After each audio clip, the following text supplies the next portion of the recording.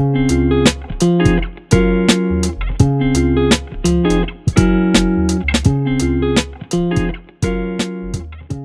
day. I am a third-year student taking the course of Hospitality Management.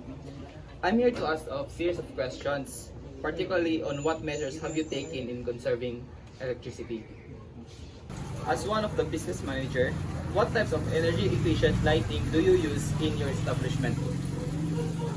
So ako, base sa makita din, we use natural lighting. So, dili lang may rely sa light bulbs or sa LED kay dakalas mo sa content. So, isa pa daan na is gibuhat na mo. Kung maka-observe niyo ang amo ang business na niyo, dili kayo makakita og dingding. So, para na siya nga, dili kayo may magamit og light during daytime. So, especially in the morning, in the afternoon, dili may magamit og suga.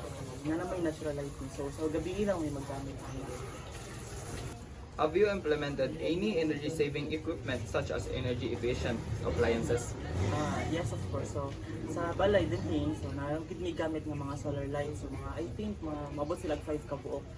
And, mano sila mong ginagamit. Pero however, dili naman sila ginagamit all the time or dili naman sila ginagamit as substitute sa mga LED, ng mga decorative yun. Kay, ang mahitabo mong good is, dili kayo kusog ang hayag na ma-provide sa solar light. So, basig maka-cause mga minor inconveniences sa sa mga staff, sa mga magtrabaho. So, basig makapadulong lang siya sa mga dili accidents. Okay, for the last questions. What methods do you employ to educate your staff about energy-saving practices in the kitchens and dining areas? So amo yung ginabuhat ko na method is proper orientation dyan sa mga staff right before they work sa amo gid silang gina-orient.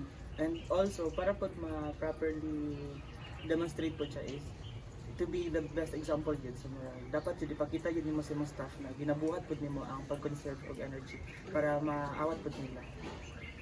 Thank you so much, Sir Justin, for answering all the interview questions.